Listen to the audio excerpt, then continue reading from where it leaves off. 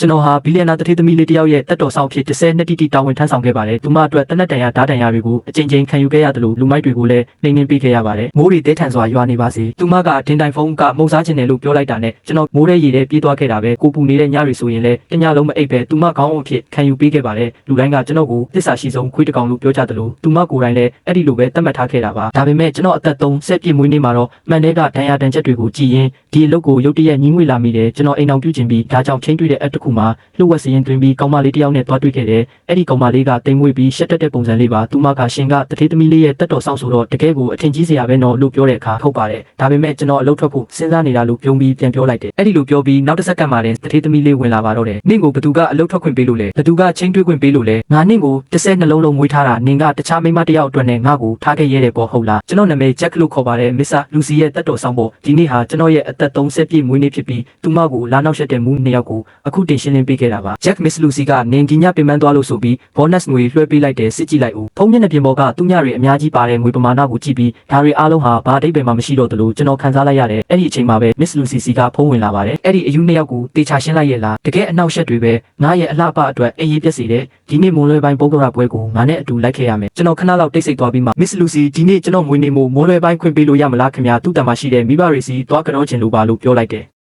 ဂျက်နဲ့အတီပြောနေတာလားနင့်မိဘတွေတည်သွားတာနှစ်ပေါင်းဘယ်လောက်ကြာပြီလဲသူတို့အုပ်ကူပေါ်ကမျက်တွေတောင်10ပေလောက်ရှိနေလောက်ပြီးသွားကြည့်စရာဘာရှိလို့လဲသူမကစဉ်းစားပေးခြင်းလုံးဝမရှိပဲဖုန်းချပစ်လိုက်ပါတယ်ကျွန်တော်လည်းဖုန်းကိုလက်ထဲကင်ထားရင်တပြင်းချမိယုံကလွဲလို့ဘာမှမတက်နိုင်ခဲ့ပါဘူးမှန်တဲ့ကအသက်30အရွယ်အမျိုးသားရဲ့ညာဘက်မျက်လုံးတောင်းကနေနားထင်အထိကြောက်စရာကောင်းတဲ့ဓာတ်တန်ရအမာယုကြီးတစ်ခုရှိနေပါတယ်ဒါဟာလွန်ခဲ့တဲ့3နှစ်ကလူစီကိုပလင်းကွဲနဲ့အခုတ်ခံရမယ့်အနေအကနေကာကွယ်ပေးရင်ရခဲ့တဲ့ဒဏ်ရာပါအဲ့ဒီတုန်းကသူမထိတ်လန့်တကြားအော်ဟစ်ခဲ့တာကကျွန်တော်အတွက်စိုးရိမ်လို့မဟုတ်ပဲသူမရဲ့ဝတ်စုံအောင်နာမှာတွေးကွက်20ပေးသွားလို့ပါယုံစရာကောင်းလိုက်တာဒီဝတ်စုံကအကန့်အသတ်နဲ့ထုတ်ထားတဲ့ဒီဇိုင်နာဝတ်စုံဟာနေ့ရက်3လစာနဲ့တောင်ဝယ်လို့ရတာမဟုတ်ဘူးဂျက်ကိုဘောနက်9သိန်းပေးလိုက်ကြသူမအတွက်တော့ကျွန်တော်မျက်နှာကဒဏ်ရာနဲ့သူမရဲ့ဝတ်စုံဟာငွေကြေးတန်ဖိုးတစ်ခုတည်းနဲ့ပဲအစားထိုးလို့ရတဲ့အရာတွေပါအဲ့ဒီနေ့မနက်ကကျွန်တော်သူ့တန်မှာ2နာရီလောက်နေခဲ့ပါတယ်အကယ်၍မိဘတွေကအသက်ထင်ရှားရှိနေဦးမယ်ဆိုရင်တာရဲ့အိမ်အောင်ပြူသားသမီးမွေးပြီးအနေနဲ့ကင်းကင်းနဲ့တာမန်ဘဝလေးပဲဖြတ်တန်းမှာတော့လို့တိုက်တွန်းကြမှာအသေးချပါပဲမွန်လွဲပိုင်းပုဂ္ဂရပွဲမှာတော့လူစီကလက်ပြလေးတစ်ကောင်လိုကွဲလဲတင်နေပြီးကျွန်တော်ကတော့သူမရဲ့ခြေဝါးနာကနေမခွာပဲဘေးကလူတွေကိုစောင့်ကြည့်ပေးနေခဲ့ပါတယ်အမှုပညာရှင်တယောက်ကသူမကိုစကားလာပြောဖို့ကြိုးစားတဲ့အခါကျွန်တော်ကြားကနေဝင်ပိတ်လိုက်တော့သူကမင်းကဘာကောင်မို့လို့လဲလို့မေးပါတယ်သူကကျမရဲ့ခွေးလေးတလူပြောလိုက်တဲ့အခါဝိုင်းရကြပါတော့တယ်ကျွန်တော်ကတော့ဘာခံစားချက်မှမရှိတဲ့မျက်နှာပေးနေပဲဆက်ရက်နေခဲ့ပါတယ်ဂျက်ကမစ္စလူစီစီကနေခွေးလို့ထပ်ပြောခံရပြန်ပြီးပဲဘေးကလူတွေရဲ့လှောင်ပြောင်တန်တွေကိုလည်းကြားနေရပါတယ်ည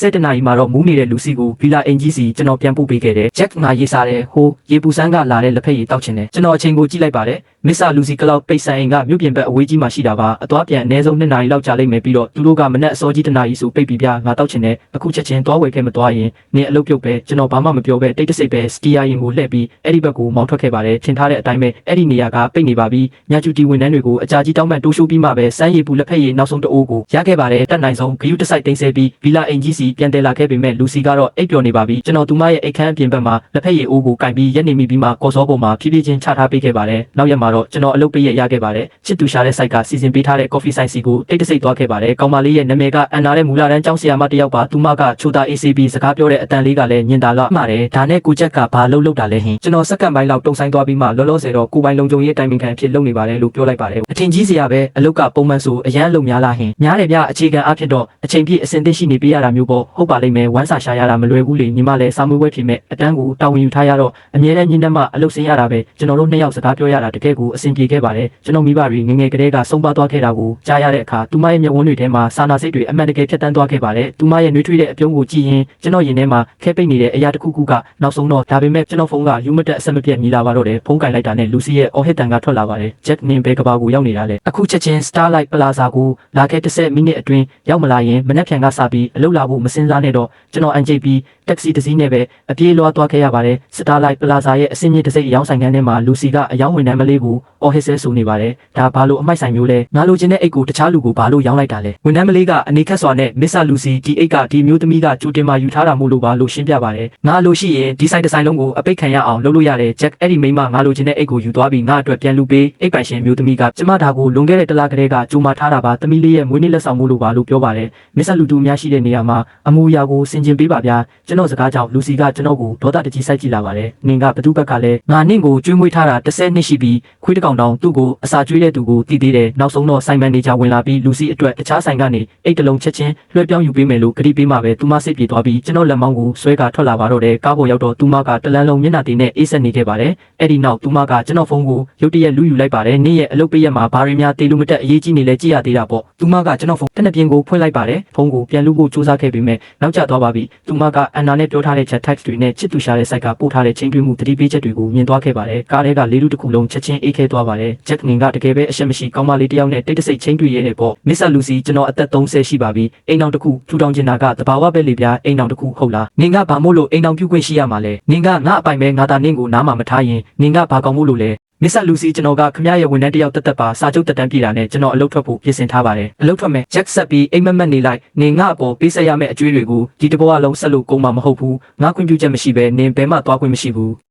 အဲ့ဒီနေပြီးကလေးကကျွန်တော်ဟာအကျဲချုပ်ချင်းခံလိုက်ရပါတယ်။တရင်ပေါက်မရှိတဲ့မြေအောက်ခန်းထဲမှာမို့လို့နေ့နဲ့ညတောင်ခွဲခြားလို့မရပါဘူး။ခေါင်းပေါ်မှာတော့မှိတ်ပြဝါချင်းမိသီးတစ်လုံးပဲလင်းနေခဲ့ပါတယ်။ကျွန်တော်အချုပ်ခံထားရတာဘယ်နှစ်ရက်ရှိသွားပြီလဲဆိုတာမသိတော့ပါဘူး။နေ့တိုင်းလူတစ်ယောက်ကလာပို့ပေးတဲ့အစားအစာတွေကလည်းအမြဲတမ်းအေးဆက်နေတဲ့အကျွင်းကြံတွေကြီးပါပဲ။တတိယမြောက်ညမှာတော့မြေအောက်ခန်းတကားပွင့်လာပြီးလူစီဝင်လာပါတယ်။သူမကမူးနေတဲ့ပုံစံနဲ့နေမသွားမှန်းအခုထိမသိသေးဘူးလား။မစ္စလူစီကျွန်တော်မမားပါဘူး။ကျွန်တော်ရိုးရိုးသားသားအိမ်အောင်ပြုချင်ရုံတင်ပါ။အဲ့ဒီစကားကကြောင်မီးကိုနင်းမိလိုက်တယ်လို့မျိုးသူမကိုဒေါသပေါက်ကွဲသွားစေပါတယ်။အိမ်အောင်ပြုမယ်ဘသူနဲ့လဲအဲ့ဒီမူလာတန်းကျောင်းဆရာမနဲ့လားငါနင့်ကိုတခုပြောပြမယ်မနေ့ကတည်းကငါလူတွေကိုသူမရဲ့ចောင်းစီလွှတ်လိုက်ပြီးနောက်တစ်ခါထပ်တွေ့ရရင်အလုပ်ပြုတ်ဖို့သာပြင်ထားလိုက်တော့လူစီခမရလို့ချင်းရင်ကျွန်တော်စီပဲလာပါသူမကိုတော့ဒီကိစ္စနဲ့ဆွဲမထည့်ပါနဲ့နင်ကသူမအတွက်နဲ့ငါ့ကိုအတန်မြင့်ပြီးစကားပြောရဲတယ်ပေါ့ငါနင့်ကို30နှလုံးလုံးမွေးထားတာအခုတော့နင့်စီမှာရပိုင်းရယုံပဲတီးတဲ့မိမတယောက်ကငါထပ်ဖို့အရေးကြီးသွားတာပေါ့နင်ကငါနင့်ကိုချင်းတွေ့ခွင့်ပေးမယ်အိမ်အောင်ပြုခွင့်ပေးမယ်လို့ထင်နေတာလားသူမစိတ်ရှိလက်ရှိအော်ဟစ်ပောက်ကွဲပြီးမောသွားတဲ့အထိကျွန်တော်ဘာမှမပြောဘဲလွှတ်ထားလိုက်ပါတယ်မစ္စလူစီ30နှစ်တောင်ရှိခဲ့ပါပြီခမရအတွက်ကျွန်တော်ဓာတ်တန်ရ3ချက်ခံခဲ့ရတယ်ခမရပေးတဲ့ငွေတစ်ချက်မှလည်းဖြုံးတိမပစ်ပဲအားလုံးစုဆောင်းထားပါတယ်ဒါတွေအားလုံးဟာကျွန်တော်ဘဝကိုပြန်ဝယ်ဖို့အတွက်မလုံလောက်သေးဘူးလားဗျာသူမစွန့်သွားပါတယ်ကျွန်တော်ကိုပထမဆုံးအကြိမ်မြင်ဘူးတလို့မျိုးမျက်လုံးအစုံပြူးကျဲသွားခဲ့တယ်သူမကရုတ်တရက်ရင်မောလိုက်ပါတယ်ဘယ်တော့မှမလုံလောက်ဘူးနေငါပေါ်တင်နေတဲ့အကျွေးတွေကနောက်ဘဝအထိတောင်ဆက်လို့ကုန်မှာမဟုတ်ဘူးအဲ့ဒီအန်နာဆိုတဲ့ကျောင်းဆရာမကကျောင်းချမ်းစမ်းတက်မူလာတန်းကျောင်းကမလားသူမရဲ့မိဘတွေကမြို့အနောက်ဘက်ကရက်ကွက်အဟောင်းထဲမှာနေတာဟုတ်တယ်မလားလူစီသူမကိုဘာမှမလုပ်နဲ့အဲ့ဒါကနင်ဘာရွေးချယ်မလဲဆိုတဲ့အပေါ်မှာပဲမူတည်တယ်ငါရဲ့အသစ္စာရှိဆုံးခွေးဖြစ်ဆက်နေမလားဒါမှမဟုတ်နင်းကျောင်းနဲ့သူမရဲ့မိသားစုတစ်ခုလုံးဒုက္ခရောက်သွားတာကိုထိုင်ကြည့်မလားပြောပြီးတာနဲ့သူမလှည့်ထွက်သွားပါတယ်ကျွန်တော်ဟာအမောင်ထုထဲမှာပြိုလဲသွားခဲ့ပြီးလေပင်တဝိုက်ကလည်းပူလောင်နာကျင်နေခဲ့ပါတယ်ဒါပေမဲ့အဲ့ဒီနာကျင်မှုကရင်ထဲကခံစားနေရတဲ့စိတ်ပြအားငယ်မှုတွေကိုမမိပါဘူးစတုထမြောက်နေမနက်ခင်းမှာတော့မြေအောက်ခန်းတကာထပ်ပွင့်လာပြန်ပါတယ်ဒီတစ်ခါတော့လူစီရဲ့အတွင်းရင်မှုမလေးဖြစ်နေပါတယ်သူမကမနက်စာအပြည့်စုံနဲ့စေးတစ်တာတစ်လုံးယူလာခဲ့ပါတယ်ဂျက်တစ်ခုခုစားလိုက်ဦးမစ္စလူစီကနင့်ကိုတန်တန်ရှင်းရှင်းပြင်ဆင်ခိုင်းထားတယ်ဒီနေ့မိုးလွဲပိုင်းမြင်းဆောင်ကိုသူမနဲ့အတူလိုက်ခဲ့ရမယ်သူမကကျွန်တော်ကိုတကယ်ပဲအပြင်ပေးထွက်တာလားမစ္စလူစီကပြောတယ်နင်းတိတိချာချာစဉ်းစားပြီးအမားကိုဝန်ခံမယ်နောက်ပြီးချင်းတွေ့တာတို့အိမ်အောင်ပြူတာတို့အကြောင်းဘယ်တော့မှထပ်မပြောတော့ဘူးဆိုရင်ဒါတွေအားလုံးကိုဘာမှမဖြစ်ခဲ့တယ်လို့သဘောထားပေးမယ်တဲ့နင်ကလူစီရဲ့အကြီးကတက်တော်ဆောင်ဖြစ်ဆက်ရှိနေမှာဖြစ်ပြီးလာစားလဲနှစ်ဆတိုးပေးမယ်လို့ပြောတယ်ဂျက်ကရဲ့ဘာလို့ကိစ္စတွေကိုပိုခက်ခဲအောင်လုပ်နေတာလဲမစ္စလူစီရဲ့အကျင့်ကိုလည်းနင်သိတာပဲမနေ့ကသူမတကယ်ပဲအန်နာကျောင်းစီလူလုတ်ခဲ့တာသူတို့ဘာမှမလုပ်ခဲ့ပေမဲ့တတိပေးချက်ကတော့ရှင်းနေတာပဲနင်သူမကိုနိုင်မှာမဟုတ်ဘူးအလျှော့ပေးလိုက်ပါဘာပဲဖြစ်ဖြစ်နင်တို့ကြားမှာ30နှစ်တာတန်ရောစင်ရှိခဲ့တာပဲဟာဟုတ်ပါတယ်30နှစ်တိတိပေါ့ကျွန်တော်ဟာတစ္ဆာရှိတဲ့ဂျိုးတူးတစ်လုံးလိုပဲသူမဘေးနားမှာဝဲလက်နေခဲ့မိလို့ကိုပိုင်ဘဝတစ်ခုကိုလိုချင်ပိုင်ခွင့်ရှိတယ်ဆိုတာကိုတော့မေ့လျော့နေခဲ့တာအဲ့ဒီမိုးလွဲပိုင်းမှာတော့ကျွန်တော်ရေချိုးဝစ်စုံတစ်လဲဝစ်ပြီးစိတ်ပိုင်းဖြတ်လိုက်ပါတော့တယ်မစ္စလူစီကြွပါခင်ဗျာသူမကတချင်းတညီညီနဲ့ကားပေါ်တက်လာပြီးစိတ်အခြေအနေအလွန်ကောင်းနေပုံရပါတယ်နေငါနာကနေတကယ်မထွက်သွားနိုင်ဘူးဆိုတာငါသိသားပဲဒီညနေငါနဲ့အတူပရာဟိတကလာပွဲကိုလိုက်ခဲ့ရမယ်အဲ့ဒီမှာလေလံပွဲလည်းရှိတယ်နေလိုချင်တာတစ်ခုခုရှိရင်ငါနဲ့အတွက်လေလံဆွဲပေးမယ်မြင်းစည်းကွင်းပေါ်မှာနေအောင်ကြီးတွေဖြာချနေပြီးလူစီကသူမရဲ့မျိုးကောင်းမြင်းကိုစီးပြီးကွင်းထဲမှာအနှဲငယ်ပတ်မောင်းနေခဲ့ပါတယ်ငါအတွက်မြင်းကိုလမ်းလျှောက်ပေးဦးသူဒီနေ့နည်းနည်းစိတ်ကြွနေတယ်လို့ပဲဒါကြောင့်တတိထားဦးနော်ကျွန်တော်မြင်းကိုမြင်းဆောင်ထိန်စီအမလို့လှုပ်တဲ့အချိန်မှာပဲလှမ်းကနေရုတ်တရက်ပောက်ကွဲတန်တစ်ခုကြားလိုက်ရပါတယ်အဲ့ဒီအတန်ကြောင့်မြင်းကကျွန်တော်လက်ထဲကစက်ကြိုးကိုယုံထွက်ပြီးလူစီစီကိုတက်တက်ကြီးအချိန်ပြင်းပြင်းနဲ့ပြေးဝင်သွားပါတော့တယ်မြင်းကလူစီကိုနင်းမိတော့မဲ့ဆဲဆဲမှာပဲကျွန်တော်ဗီဇစိတ်တိုင်းချက်ချင်းခုံဝင်ပြီးသူမကိုဘေးဘက်တိုးထုတ်ပစ်လိုက်ပါတယ်အဲ့ဒီနောက်မှာတော့လေးလံလာတဲ့မြင်းခွာကြီးကကျွန်တော်ရင်ဘက်တက်တဲ့ကိုအချိန်နဲ့စောင့်မိပါတော့တယ်တကိုယ်လုံးနာကျင်မှုတွေပြင်းပြင်းထန်ထန်တက်ရောက်လာပါတယ်ဂျက်နင်းသေးလို့မရဘူးနော်ကြားလားနင်းသေးလို့မရဘူးနင်းသာသေးသွားရင်ငါအန်နာမီသားစုတစ်ခုလုံးကိုတွေးကြွေးပြန်ဆက်ခိုင်းပါအဲ့ဒီနောက်မှာတော့ကျွန်တော်လုံးဝသတိလစ်သွားခဲ့ပါတယ်ပြန်လို့လာတဲ့အချိန်မှာတော့ VIP VIP စေးရုံခန်းထဲရောက်နေပြီးရင်ဘက်တစ်ခုလုံးကိုပတိထူကြီးတွေပတ်ထားပါတယ်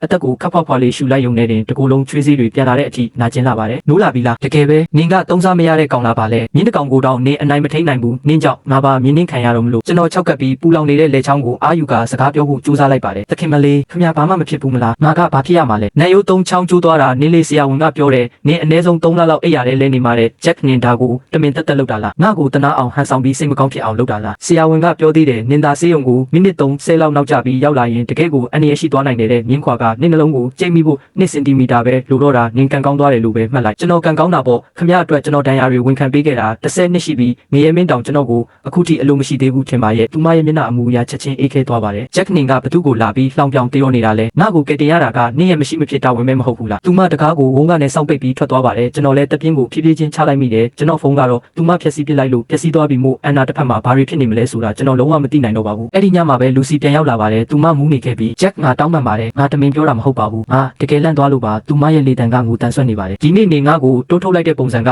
လွန်ခဲ့တဲ့10နှစ်ကလမ်းကြားထဲမှာကဲတုံးကအတိုင်းပဲဒါပေမဲ့ဒီတစ်ခါတော့နင်ကဘာမူရာမှမရှိပဲလဲနေခဲ့တာငါနဲ့နာမည်ကိုဘလောက်ပဲအော်ခေါ်နင်တို့မလာခဲ့ဘူးငါတကယ်ပဲနင်တည်သွားပြီလို့ထင်ခဲ့တာကျွန်တော်သူမကိုတိတ်တဆိတ်ပဲစိုက်ကြည့်နေမိတယ်10နှစ်တာကာလအတွင်းမှာဒါဟာသူမကျွန်တော်ကိုပထမဆုံးအကြိမ်တောင်းပန်မှုချင်းဖြစ်ပေမဲ့ကျွန်တော်ရင်ထဲမှာဘာခံစားချက်မှမရှိတော့ပါဘူးတခင်မလေးခမမူးနေပါပြီငါမမူးဘူးဂျက်အလုတ်ကနေမထွက်ပါနဲ့ရမလားဟင်အဲ့ဒီချစ်တူရှာတဲ့ချင်းတွေပွဲတွေကိုလည်းမတော်ပါနဲ့တော့ငါနင့်ကိုနောက်ခါဒေါသမပုံတော့ဘူးလာစားလဲထပ်တိုးပေးမယ်နင်ဘာလို့ချင်းလဲပြောငါအားလုံးပေးမယ်အဝေးကိုထွက်မသွားပါနဲ့နော်နောက်ဆိုနင်ပြောသမျှအားလုံးကိုငါနားထောင်ပါမယ်ကျွန်တော်ပင်ပန်းနေပါပြီ10နှစ်ဆိုတာလုံလောက်တဲ့အချိန်ထပ်ပိုးပါတယ်နင်ကအဲ့ဒီလောက်တောင်ထွက်သွားချင်နေတာလားအဲ့ဒီမူလာတန်းကျောင်းဆရာမအတွက်နဲ့လားသူမကနင့်အတွက်ဘာတွေများအဲ့ဒီလောက်ကောင်းနေလို့လဲငါနားမှာပဲနေပါနင်ဘာလို့ချင်းလို့လဲမလို့ချင်ပါဘူးဂျက်နင်ရင်ဘက်ကိုလက်နဲ့ကင်ပြီးပြန်စဉ်းစားကြည့်စမ်းလွန်ခဲ့တဲ့10နှလုံးလုံးငါနင့်အပေါ်မကောင်းခဲ့ဘူးလို့လားငါနင့်ကိုအစင်းမြင့်တဲ့နေရာတွေစီခေါ်သွားပေးတယ်တစိအကောင်းစားအဝတ်စားတွေဝတ်ခိုင်းတယ်ကားကောင်းကောင်းတွေပေးမောင်းခဲ့တယ်ကျွန်တော်ကခမရဲ့တက်တော်ဆောက်တယောက်ခမတို့မိသားစုရဲ့ခွေးတကောင်တက်တက်ပဲဖြစ်နေလုံးပဲလေနင်ကဂုံတိတ်ခါလို့ခြင်းနဲ့ဟုတ်လားမိသားစုရဲ့ကြောထောက်နောက်ခံတာမရှိရင်နင်ကဘာကောင်မှမဟုတ်ဘူးအထက်တန်းအောင်လက်မှတ်ပဲရှိတဲ့စစ်မှုထမ်းဟောင်းတယောက်ဆိုတာအနာသာတိသွားရင်သူမကနင့်ကိုလိုချင်ဥမာလေလားသူမကနင့်စီကဘာကိုလိုချင်လို့လဲနင့်မျက်နှာပေါ်ကအမာရုပ်ကိုလားဒါမှမဟုတ်နင်အသက်နဲ့လဲပြီးရှာထားတဲ့ပတ်စံတွေကိုလားကျွန်တော်ရေတွက်ရက်ခွဲလောက်နေခဲ့ရပါတယ်လူစီတစ်ခေါက်မှရောက်မလာခဲ့ပါဘူးဒါပေမဲ့သူမကအတွင်းရမှုမလေးကတဆင့်အာဟာရဖြစ်ဆွတ်စာတွေကိုတော့နေ့တိုင်းလာပို့ခိုင်းပါတယ်၃ပတ်မြောက်ရောက်တဲ့အခါမှာတော့ပြုစုစောင့်ရှောက်သူဝန်ထမ်းတတိမထားမိတဲ့အချိန်မှာဆေးရုံထဲကနေကျွန်တော်တိတ်တဆိတ်ခိုးထွက်ခဲ့ပါတယ်ဟဲလိုအန်နာဖုန်းကင်လိုက်ပါတယ်သူမရဲ့လေတံကတကယ်ကိုပင်ပန်းနွမ်းနေပုံရတယ်စက္ကန့်အနည်းငယ်လောက်တိတ်ဆိတ်သွားပြီးနောက်သူမရဲ့လေတံကတိတိတတ်တာကိုစိန်ကားကွာဝေးသွားပါတယ်တခုခုလိုအပ်လို့လားဟင်စိတ်မကောင်းပါဘူးအန်နာရဲ့ကိုအဆက်အသွယ်ပြတ်သွားခဲ့လို့ပါကိုဒဏ်ရာရသွားလို့ညီမသိပါတယ်ကိုချက်ရဲ့အလုပ်ရှင်ကညီမစီလာပြောပြလို့လူစီကောင်မလေးစီသွားခဲ့တာလားသူမကောင်မလေးကိုချင်းချောက်ခဲ့သေးလားကိုချက်ညီမတို့နောက်ဆိုအဆက်အသွယ်မလုပ်ကြတာပိုကောင်းလိမ့်မယ်ထင်တယ်ညီမကတာမန်ကျောင်းဆရာမလေးတယောက်ပါအေးချမ်းချမ်းနဲ့တည်ငြိမ်တဲ့ဘဝလေးကိုပဲလိုချင်တာနှုတ်ဆက်ပါတယ်ရှင်ကျွန်တော်ဖုန်းကိုကင်ထားရင်အကြာကြီးရက်နေမိတော့တယ်ဆေးရုံကိုအပြန်လမ်းမှာဖုန်းဆိုင်တစ်ဆိုင်ဝင်ပြီးဖုန်းတစ်တစ်လုံးနဲ့စင်းတန်ကတ်အတစ်တစ်ခုဝယ်ခဲ့ပါတယ်ဖုန်းလိုင်းပွင့်သွားတာနဲ့ message 30ဆောင်လောက်ချက်ချင်းဝင်လာပြီးအားလုံးကလူစီစီကဖြစ်နေပါတယ်အခုချက်ချင်းဆေးရုံကိုပြန်လာခဲ့မလားရင်ဆေးရုံဈေးတွေကိုငါအကုန်ဖြတ်ပစ်မယ်နောက်ဆုံးဝင်ထားတဲ့ message ကတော့လွန်ခဲ့တဲ့10မိနစ်ကဖြစ်ပြီးချက်နင်ကတကယ်ပဲအဲ့ဒီမိမကိုတွားတွေးဖို့အတွက်နဲ့ထွက်ပြေးရတယ်ပေါ့ကျွန်တော် message အားလုံးကိုဖြတ်ပစ်လိုက်ပြီးသူမရဲ့ဖုန်းနံပါတ်ကိုပါ block လိုက်ပါတယ်လူနာခန်းထဲကိုကျွန်တော်ပြန်ရောက်တဲ့အခါလူစီကကျွန်တော်ရဲ့ကတင်ပေါ်မှာထိုင်နေတာကိုတွေ့လိုက်ရတယ်ကျွန်တော်ကတော့သူမကိုမမြင်ချင်အောင်ဆောင်ပြီးလစ်လူရှုထားလိုက်ပါတယ်ငါနင့်ကိုမေးနေတယ်လေနင်အန်နာစီတွားတွေးခဲ့တာလားနင်ကမိမတယောက်အတွက်နဲ့နင့်အသက်ကိုဆက်တရတဲ့ပေါ့တခင်မလေးသူအခုအနားယူဖို့လိုအပ်နေပါတယ်ပြုစုသူကဝင်ပြောသည်ကျွန်တော်ဘယ်သွားခမရနဲ့ဘာမှမဆိုင်ပါဘူးဂျက်နင်အခုတော့အတော်လေးတတိတွေရှိလာတယ်ပေါ့ဟုတ်လားနင့်ရဲ့စာချုပ်တက်တမ်းမပြည့်သေးဘူးဆိုတာကိုမမေ့နဲ့ဦးနင့်ကိုငါတရားစွဲလို့ရတယ်အဲ့ဒီအခါသူမကဒေါသကြီးနဲ့အခန်းထဲမှာရှိတဲ့အရာမှန်သမျှကိုလိုက်လံရိုက်ခွဲပါတော့တယ်နင်စောင့်နေလိုက်အန်နာကိုဒီနေ့ပဲမြို့ထဲကနေအပီးမောင်းထုတ်ပြမယ်လူစီခမရသူမကိုထိရဲထိကြည့်လိုက်ငါအပြတ်ပြောထားမယ်ငါမိသားစုကသာလက်ညှိုးတစ်ချက်ဝေးလိုက်ရင်သူမရဲ့မိသားစုတစ်ခုလုံးဒူးထောက်ပြီးတောင်းပန်လာစေရမယ်ခမရသူမစီမရောက်ခင်ပါတယ်ခမရရဲ့နာမည်ကိုအရင်ဆုံးပျက်စီးအောင်ကျွန်တော်လုပ်ပြမယ်လွန်ခဲ့တဲ့10နှလုံးလုံးခမရရဲ့မကောင်းတဲ့နောက်ွယ်ကအရှုပ်ထုတ်တွေကိုကျွန်တော်ဘယ်လောက်တောင်လိုက်ရှင်းပေးခဲ့ရလဲဆိုတာခမရကိုယ်တိုင်သိဆုံးမယ်နင်ကမိမတယောက်အတွက်နဲ့ငါ့ကိုပြန်ပြီးချင်းချောက်ရဲတယ်ပေါ့တခင်မလေးရုံတောင်မှပိတ်မိရင်ပြန်ကြိုက်တတ်တာပဲဗျကျွန်တော်ခမရရဲ့ခွေးဖြစ်10နှလုံးလုံးနေခဲ့တယ်ဆိုတာကျွန်တော်မှအဆွဲမရှိလို့မဟုတ်ဘူးနင်ယူသွားပြီးငါအဖေကိုအားလုံးတိုင်ပြောပြီးနင့်ကိုဒီမျိုးမှာဘလို့မှအသက်ရှင်လို့မရအောင်လုပ်ခိုင်းမယ်ပြောလိုက်လေဗျခမရအဖေအနေနဲ့သူ့ရဲ့အဖိုးတန်သမီးလေးလွန်ခဲ့တဲ့နှစ်တွေကဘာတွေလုပ်ခဲ့လဲဆိုတာအကုန်သိသွားဖို့အခွင့်အရေးကောင်းပဲပေါ့လွန်ခဲ့တဲ့3နှစ်ကခမရမူးရင်မောင်းနေပြီးလူတိုက်ပြေးတုန်းကကျွန်တော်ဝန်ခံပေးခဲ့တဲ့ကိစ္စမျိုးဒါမှမဟုတ်မနစ်ကပရာဟိတကလာပွဲတုန်းကလေးလံပစ္စည်းကိုအတုနဲ့လဲပြီးအလူငွေတုလုပ်ခဲ့တဲ့ကိစ္စမျိုးပေါ့နောက်ဆုံးတော့သူမဒေါသတကြီးနဲ့အခန်းထဲကနေထွက်သွားပြီးတကားကိုဝုန်းကနေစောင့်ပိတ်သွားခဲ့ပါတယ်